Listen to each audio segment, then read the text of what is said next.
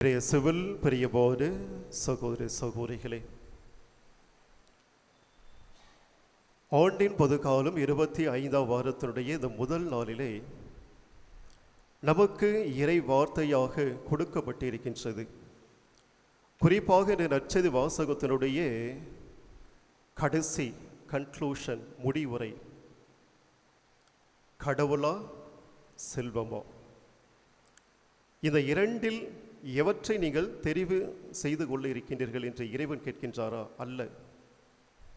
கடவுளும் தேவை, செல்வமும் தேவை. இந்த செல்வம் கடவுளுக்கு மேல் அமரக்கூடாது, அல்லது இந்த செல்வம் அல்லது பணம் கடவுளை மறக்க செய்யக்கூடாது. ஒரு பக்கம் கடவுள், ஒரு பக்கம் செல்வம், இந்த இரண்டும் சமநிலையிலே இருக்க வேண்டும்.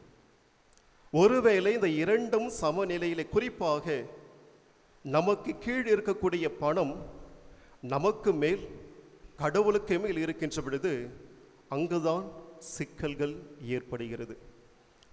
அப்படி பார்க்கின்ற பொழுது பழமொழி ஒன்று கூறுவார்கள், அருள் இல்லாருக்கு அவ்வுலகம் இல்லை. நீ நல்லவனாக இல்லை என்றால் உனக்கு அங்கு இடம் இல்லை.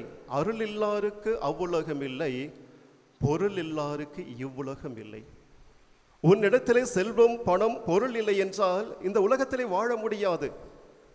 அப்ப பார்க்கின்ற பொழுது கடவுளுக்குரியதை கடவுளுக்கும், செசாருக்குரியதை செசாருக்கும் கொடுக்கின்ற ஒரு நபராக நாம் இருந்தால் நம் வாழ்வு எப்பொழுதும் மகிழ்வாக இருக்கும். பணம் தேவையா? செல்வம் தேவையா?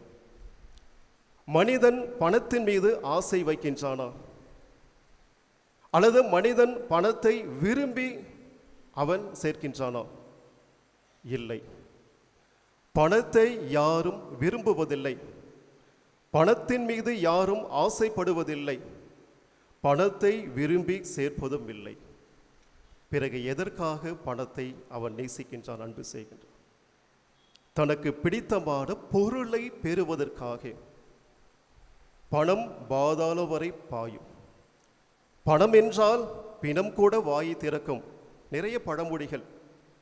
அப்ப பார்க்கின்ற பொழுது ஒரு மனிதனுடைய வாழ்விலே பணம் இருந்தால் அவனுக்கு விருப்பமான பொருள் உலகத்திலே எத்திசையில் இருந்தாலும் எங்கிருந்தாலும் அந்த பணத்தை அந்த பொருளை அவனால் பெற முடியும். அப்ப மனிதன் பணத்தை நாடுகிறான். எதற்காக? அவன் விரும்பிய பொருளை பெறுவதற்காக, அடைவதற்காக. அந்த பொருள் மீது அவன் ஆசை கொள்கின்றானா? அந்த பொருள் அவனுக்கு என்ன கொடுக்கும்? அந்த பொருளை பெற்ற பின்பு அவனுக்கு மகிழ்ச்சி என்ற உள் உணர்வு, ஃபீல், அந்த உணர்வு, மகிழ்ச்சியான உணர்வு அவன் கொடுக்கும். குறிப்பாக என்னிடத்தில் ஒரு சின்ன ஒரு பேனா இருக்குது. இந்த பேனா ஒருவேளை இதனுடைய விலை 10 ரூபாய், ஒருவேளை 1 லட்சம் என்று வைத்துக் கொள்வோம். இந்த பேனா எனக்கு தேவை. நான் என்ன செய்வேன்? இந்த 1 லட்சம் ரூபாய் மதிப்புள்ள இந்த பேனாவை நான் எனக்கு சொந்தமாக்கி கொள்ள வேண்டும். எப்படி சொந்தமாக்கி கொள்ள வேண்டும்?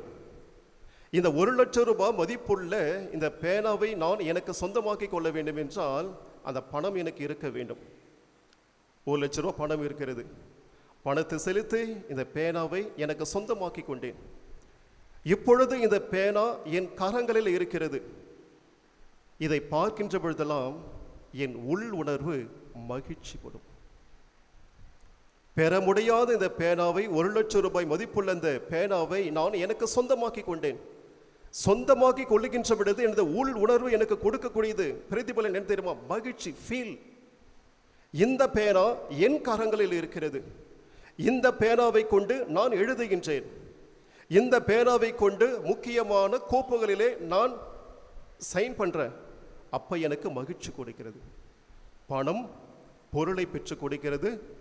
பொருள் மகிழ்வான உணர்வை நமக்கு பெற்று கொடுக்கிறது. இது மூன்றும் நல்லது. எந்த ஒரு மனிதன் இந்த உணர்வோடு நிறுத்திக் கொள்கின்றானோ அங்குதான் பிரச்சனை. அந்த உள் உணர்வு உனக்கு மகிழ்ச்சி கொடுக்கிறது. அந்த உள் உணர்வை தாண்டி எந்த மனிதன் வெளியே செல்லுகின்றானோ அவனுக்கு மகிழ்ச்சியினுடைய அந்த இன்பம் பல மடங்காகும். அந்த உள் உணர்வு உனக்கு மகிழ்ச்சி கொடுக்கிறது என்றால் அதிலே நீ நிலை பெற்று நின்று விட்டக்கூடிய ஒரு மனிதனாக இருந்தால் நீ சுயநலமிக்க ஒரு மனிதனாக மாறிவிடுகின்றாய். அந்த இன்பம், அந்த பொருள் உனக்கு மட்டும்தான் மகிழ்ச்சி கொடுக்கிறது. நீ மட்டும்தான் மகிழ்ச்சியாக இருக்கின்றாய். நீ மட்டும்தான் அந்த உள் உணர்வை நீ ரசித்துக் கொண்டு இருக்கின்றாய். ஆனால் அந்த உள் உணர்வை இன்னொரு மனிதனுக்கு நீ கொடுக்கின்ற பொழுது உன் மகிழ்ச்சியினுடைய சந்தோஷத்தினுடைய இரட்டிப்பு பல மடங்கு ஆகும். பணம், பொருள், உணர்வு நின்றுவிட்டால் சுயநலம். உணர்வை தாண்டி மற்றவனும் மகிழ்ச்சியோடு இருக்க வேண்டும், மற்றவனுடைய முகத்திலே நானும் மகிழ்ச்சியை காண வேண்டும் என்ற ஒரு நல் உணர்வு வெளியே செல்லுகின்ற பொழுது நீதான் மனுஷன். இறைவன் உன்னோடு இருக்கின்றார். இறைவனுடைய சாயலை பெற்ற ஒவ்வொரு மனிதனும் உன்னோடு இணைந்திருக்கின்றார்கள். அப்ப நீ இறைவனுக்கு என்ன செய்கின்றாய்? இறைவனுக்கு நீ மகிழ்ச்சியை கொடுக்கின்றாய். இப்ப பார்க்கின்ற பொழுது இந்த நிலையற்ற உலகத்திலே வாழ்ந்து கொண்டிருக்கக்கூடிய நாம் அனைவரும் இந்த செல்வத்தை எல்லாம் நாம் பெற்று இருக்கின்றோம். அந்த செல்வம் உண்மையிலே எனக்கு மகிழ்ச்சி கொடுக்கிறதா? அதை பற்றி தான் இன்றைய நற்செய்தி வாசம். இறைமகன் இயேசு பல்வேறு உமைகளை அவர் விளக்கி இருக்கின்றார். நல்ல சமாரி உமையிலே பார்க்கின்றோம். அந்த அடிபட்டு சாலையோரத்திலே உயிருக்கு போராடி கொண்டிருந்த அந்த மனிதனுக்கு உதவி செய்த அந்த சமாரியன் அவனை தனது கழுதையிலே ஏற்று சாவடிக்கு சென்று அவனை ஒப்படைத்து அவனை பார்த்து கொள்ளும். அதிகமாக செலவானால் நாளை நான் அவனுக்கு பணத்தை கட்டுகிறேன். நல்ல எண்ணம், இவற்றை நாம் ஒவ்வொருவரும் பின்பற்ற வேண்டும். பிறருக்கு உதவி செய்ய வேண்டும் என்ற உணர்வை அந்த நல்ல சமாரி நமக்கு விட்டு செல்லுகின்றான். இறைமகன் இயேசு அந்த நல்ல சமாரியனை போல நீயும் பிறருக்கு உதவி செய், அந்த ஒரு கேரக்டர். அடுத்ததாக 2 நபர்கள், ஒன்று குரு, லேவியன். இந்த 2 பேரையும் பார்க்கின்றோம். அந்த உயிருக்கு போராடி கொண்டிருக்கக்கூடிய நபரை கடந்து மறுபக்கமாக செல்லுகின்றார்கள். உயிருக்கு போராடி கொண்டிருக்கக்கூடிய இந்த நபருக்கு உதவி செய்ய மனம் இல்லை. அந்த 2 நபரை போல நாம் இருக்கக்கூடாது என்பதை இறைமகன் இயேசு சுட்டி காட்டுகின்றார். ஆலயத்திற்கு ஜெபிக்க வந்த 2 நபர்கள், பரிசேயன், ஆயக்காரன். அந்த பரிசேயன் என்ன சொல்லுகின்றான்? ஆலயத்திற்கு உள்ளே வருகின்றான். கடவுளை தனக்கு சமமாக பாவிக்கின்றான். கடவுளே, நீ தப்பு செய்யல, நானும் தப்பு செய்யல. கடவுளே, நீ நீதிமான், நானும் நீதிமான். கடவுளே, நீ நேர்மையானவர், நானும் நேர்மையானவன். ஏனென்றால் இதோ என்னை சுற்றி இருக்கின்றார்களே, இந்த மனிதர்களைப் போல நான் பாவம் செய்யவில்லை.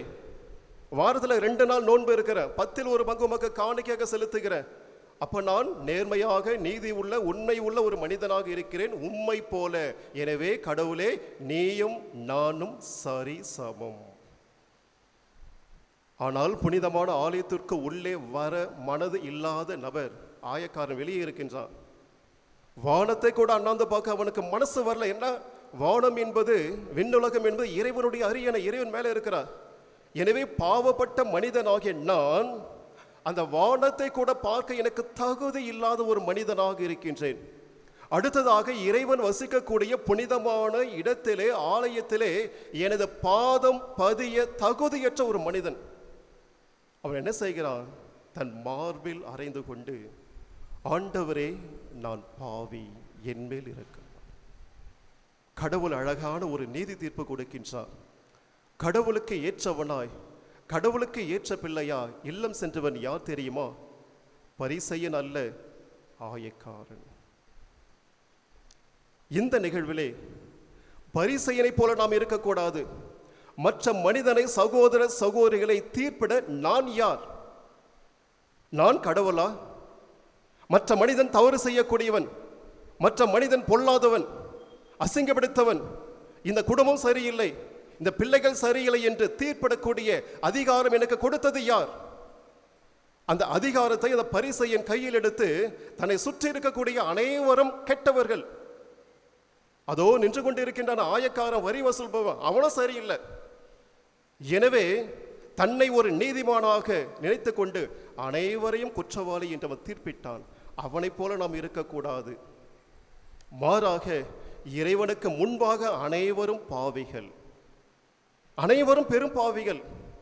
எனவே இறைவனுக்கு முன்பாக நான் நிற்க தகுதியற்றவன், இறைவனுடைய புனிதமான ஆலயத்துக்குள் என் பாதம் பதிய நான் தகுதியற்ற மனிதன் என்பதை நமது தகுதியின்மையை ஏற்றுக்கொண்டு இப்பொழுது இறைவன் நம்மை தகுதிமிக்க ஒரு மனிதனாக மாற்றுவான். அந்த ஆயக்காரனை போல் இருக்க வேண்டும்.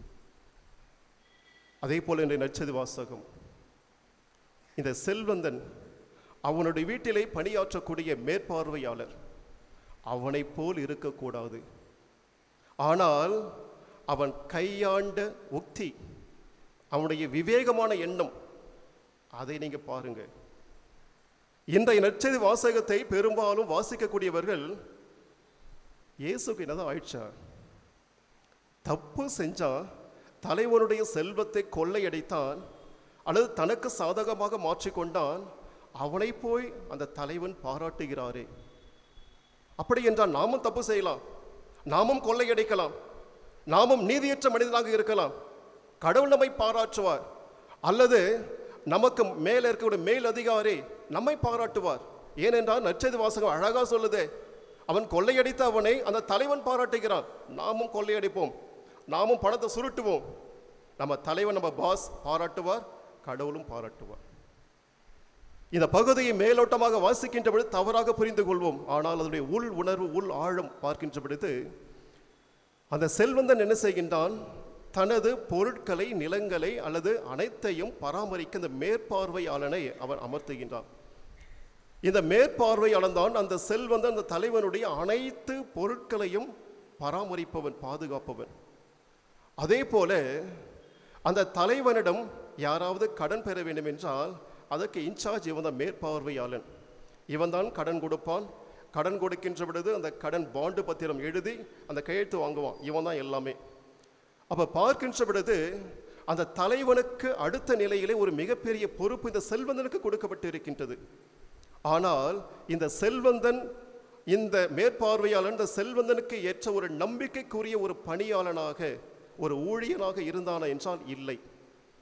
அந்த தலைவனுக்கு நம்பிக்கை துரோகம் செய்த ஒரு மேற்பார்வையாளனாக, அல்லது அந்த தலைவனுடைய செல்வத்தை கொஞ்சம் கொஞ்சமாக அபகரித்து தனது செல்வத்தை சேர்த்த ஒரு நபராகத்தான், ஊழல்வாதியாகத்தான் இந்த நபர் இருக்கின்றான். எனவே தலைவனுக்கு இந்த செய்தியானது கொண்டு செல்லப்படுகிறது. அப்ப தலைவன் சொல்றான், உன்னை பற்றி நான் தப்பு தப்பா கேள்விப்படுகிறேனே, இனிமேல் நீ என் வீட்டினுடைய பொறுப்பாளனாக மேற்பார்வை இருக்க உனக்கு தகுதி இல்லை. எனவே கணக்கை எல்லாம் ஒப்படையும். இங்குதான் பார்க்கின்றோம், தலைவன் கொடுத்த நேரம் குறுகிய காலம். அந்த குறுகிய காலத்துக்குள் அவன் என்னென்ன செய்ய வேண்டும் என்ற விவேகத்தோடு அவன் யோசிக்கின்றான். அவன் சொல்றான், என் தலைவன் என்னை பணியிலிருந்து நீக்கிவிட்டால் நான் என்ன செய்வேன்? என்னால் கடினமாக பணி செய்ய முடியாது. பிச்சை கேட்க எனக்கு வெக்கமாக இருக்குது. ஏனென்றால் இத்தனை ஆண்டுகளாக ஒரு பாஸ் மேரே எல்லோரையும் நான் அடக்கி ஆண்டினேன். என் தலைவனுடைய நிறைய செல்வத்தை எல்லாம் நான் கையாண்ட ஒரு நபராக மேற்பார்வை இருந்தேன். இப்ப தலைவன் என்னை இந்த பணியிலிருந்து நீக்கி விட்டால் வெளியே போயிட்டு பிச்சை கேட்க உதவி செய்யுங்க கேட்டால் வெக்கமா இருக்குது. அடுத்தவன் சொல்றான், மண் வெட்டவோ எனக்கு தெரியாது. அப்ப மண் வெட்டவோ உனக்கு தெரியவில்லை என்றால் அவனுடைய அந்த வாழ்வு எப்படிப்பட்டதாக இருந்தும், சுகபோகமான வாழ்வு, கடினமாக உழைக்காத ஒரு வாழ்வு, அனைத்து இன்பங்களையும் திளைத்த ஒரு வாழ்வு அந்த மேற்பார்வையாளன்.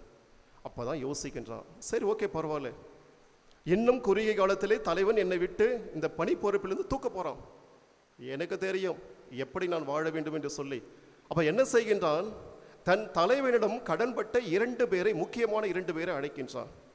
முதல் நபரை பார்த்து, நீ என் தலைவனிடம் எவ்வளவு கடன் விட்டுக்கிற? 100 குடம் எண்ணெய்.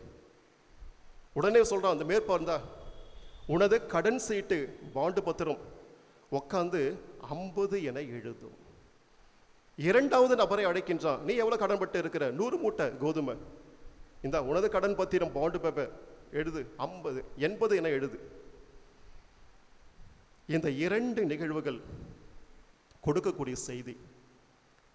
அவன் 100 குடம் எண்ணெய் 50 எழுத சொல்றான், 100 மூட்டை கோதுமை 80 எழுத சொல்றான். இந்த 2 நிகழ்வுகளுக்கு பின்பாக இருக்கக்கூடிய செய்தி என்ன தெரியுமா? இந்த நபர், அது மேற்பார்வையாளன், அவனுக்கு நஷ்டமே இல்லை. 100 குடம் 50, 100 மூட்டை 80.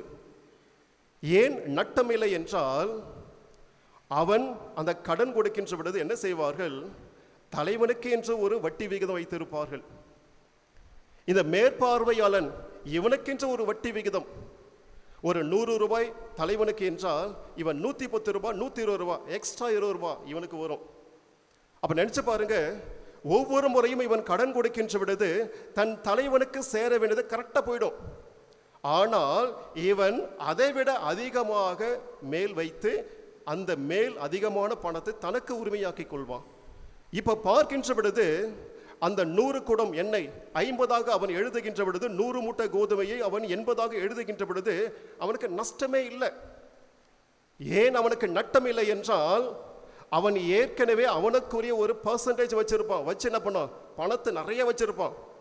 எனவே அந்த பணத்தில் இருந்ததான் என்ன பண்றான், தள்ளுபடி கொடுக்கின்றான். ஓகே, எனக்கு நஷ்டம் இல்லை, ஏற்கனவே லாபம் இருக்குது, லாபத்திலிருந்து உனக்கு ஓகே 50%, உனக்கு 20%. கடைக்கு செல்லுகின்ற பொழுது சில நேரத்தில் இந்த கடை வியாபாரிகள் அவருடைய விவேகம் தெரியுமா, சார் உங்களுக்கு 10% கொடுக்குறேன் சார், குறைச்சி கொடுக்குறேன் சார். நாம் என்ன பண்ணுவோம், அப்பா 10% அல்லது 15% சார் உனக்கு. அவன் 10% அல்லது 15% வைத்து நமக்கு ஒரு பொருளை அவன் விற்கிறார் என்றால் அவனுக்கு எவ்வளோ லாபம் இருந்திருக்கும். அவனுக்கு அந்த 10% அல்லது 15% அவனுக்கு நமக்கு கழிவு கொடுக்கின்ற பொழுது அது அவனுக்கு நட்டம் இல்லை, அவனுக்கு லாபம். அப்ப அவன் எவ்வளவு லாபம் வைத்திருப்பான், அதுல இருந்து கொஞ்சம் தான் கொடுக்கிறான். அப்ப பார்க்கின்ற பொழுது இந்த மேற்பார்வையாளனுக்கு நட்டம் அல்ல, அவன் ஏற்கனவே சேர்த்து வைத்த அந்த பணத்திலிருந்து தள்ளுபடி செய்கிறான். ஓகே, பரவாயில்ல. அடுத்து என்னுடைய விவேகம் பாருங்க, தான் திருத்தவில்லை, ஒவ்வொரு நபராக அழைத்து இதோ உமது கடன் சீட்டு உட்கார்ந்து நீரே மாற்றி எழுதும். 50 என எழுது, 80 என எழுது. ஒருவேளை தலைவரிடம் மாட்டிக்கொண்டால், தலைவனே ஐயோ நான் செய்யல, அவன் தான் மாற்றி எழுதுறான், இந்த 2 பேர் தான் மாற்றி மாற்றி எழுதிட்டான், அவன் மீது பழி சுமத்தி விடலாம். அப்ப பார்க்கின்ற பொழுது இறைமகன் இயேசு சொல்வது என்ன தெரியுமா, அந்த குறுகிய காலத்திலிருந்து அவன் தன் பணியிலிருந்து விடுபட போகின்றான். அப்ப என்ன செய்கின்றான், அந்த குறுகிய காலத்திலே நான் இந்த வீட்டை விட்டு வெளியே செல்லுகின்ற பொழுது மற்றவர்கள் என்னை ஏற்றுக்கொள்ள வேண்டும், என்னை நண்பனாக ஏற்றுக்கொள்ள வேண்டும், அல்லது அவருடைய வீட்டிலே எனக்கு இடம் கொடுக்க வேண்டும். அப்ப நான் என்ன செஞ்சேன், அந்த மேற்பால் என்ன செஞ்சோமோ தள்ளுபடி செய்தான். பணத்தை தள்ளுபடி செய்கின்ற பொழுது இவன் வெளியே போகின்ற பொழுது நிச்சயமாக அந்த 2 நபர்கள் இவனுக்கு உதவி செய்திருப்பார்கள். இதைத்தான் இயேசு குறிப்பிடுகின்றார். அந்த குறுகிய காலத்திலே மற்றவர்கள் தங்கள் இல்லங்களில் ஏற்றுக்கொள்ள அவன் செய்த விவேகமான செயல், அதை இறைமகன் இயேசு பாராட்டல் ஆணுமே கூட. ஆனால் விவேகம், அந்த குறுகிய காலத்தில் என்ன செய்ய வேண்டும், மற்றவர்கள் என்னை ஏற்றுக்கொள்ள வேண்டும், என்ன செய்ய வேண்டும், அதைத்தான் பாராட்டுகின்றார். அப்படி பார்க்கின்ற பொழுது இந்த நிலையற்ற உலகத்திலே வாழ்ந்து கொண்டிருக்கின்றோம். இந்த உலகத்திலே யார் எத்தனை ஆண்டுகள் வாழும் என்று யாருக்குமே தெரியாது. அடுத்த நிமிடம் நமக்கு என்ன இருக்கிறது என்று யாருக்கும் தெரியாது. அப்படி பார்க்கின்ற பொழுது இந்த நிலையற்ற உலகத்திலே நாம் வாழ்ந்து கொண்டிருக்கின்றோம். இறைவன் நம்மை செல்வத்தோடு அனைத்து வசதிகளோடு ஆசீர்வாதம் செய்திருக்கின்றார். அப்படி என்றால் இந்த உலகத்தை விட்டு நான் விண்ணுலகம் செல்வதற்கு முன்பாக அந்த வீட்டிலே இறைவன் என்னை ஏற்றுக்கொள்ள வேண்டும். ஏற்றுக்கொள்ள வேண்டும் என்றால் நான் என்ன செய்ய வேண்டும், இறைவன் எனக்கு கொடுத்திருக்கக்கூடிய இந்த வாய்ப்புகள், குறிப்பாக இந்த உடலிலே உயிரை வச்சிருக்கிறார், இந்த உயிர் இருக்கின்ற வரை தான் எனக்கான வாய்ப்புகள், எனக்கான வசதிகள். அப்ப இறைவன் எனக்கு கொடுத்திருக்கக்கூடிய இந்த வாய்ப்புகளை, என்னிடம் செல்வம் கொஞ்சமாக இருப்பேன், கொஞ்சம் உதவி செய்யுங்க, கொஞ்சம் அட்லீஸ்ட் கொஞ்சமாச்சு. அவ்வாறு நாம் பிறருக்கு உதவி செய்கின்ற பொழுது, தர்ம காரியங்கள் செய்கின்ற பொழுது நாம் செல்வத்தை விண்ணகத்திலே சேர்த்து வைத்துக் கொண்டே இருக்கின்றோம். இந்த மண்ணுலக வாழ்வு, நிலையற்ற வாழ்வு முடிந்ததும் அந்த விண்ணக வீடு நமக்காக திறந்தே இருக்கிறது. அங்கு நான் ஈஸியாக உள்ள போவேன். ஏனென்றால் இந்த உலகத்தில் எனக்கு இறைவன் கொடுத்த அந்த வாய்ப்புகளை எல்லாம் நான் பயன்படுத்தி இருக்கிறேன். ஒருவேளை எனக்கு பணம் இல்லை, செல்வம் இல்லை, நாவு நல்ல வார்த்தை பேசுங்க, ஒருவரை பற்றி தப்பா பேசாதீங்க, உயர்வா பேசுங்க. ஒவ்வொருவருக்குரிய மதிப்பும் மரியாதையும் மேன்மையும் இந்த வார்த்தை வழியாக, உரையாடல் வழியாக கொடுங்க. அது உங்களுக்கு செல்வமாக மேலே இருக்கும். அங்க மேலே நீங்க செல்லுகின்ற பொழுது இறைவன் உங்களை மகிழ்ச்சியோடு உங்களை அழைத்து செல்வார். எனவே இயேசுவில் பிரியமான சகோதர சகோதரிகளே, இந்த நிலையற்ற உலகத்திலிருந்து நிலையான விண்ணக வாழ்வுக்கு செல்லக்கூடிய வழிமுறைகளை இறைவன் கொடுத்திருக்கின்றார். அந்த வழிமுறைகளையும் வாய்ப்புகளையும் நான் பயன்படுத்தி இருக்கின்றேனா? சிந்திப்போம்.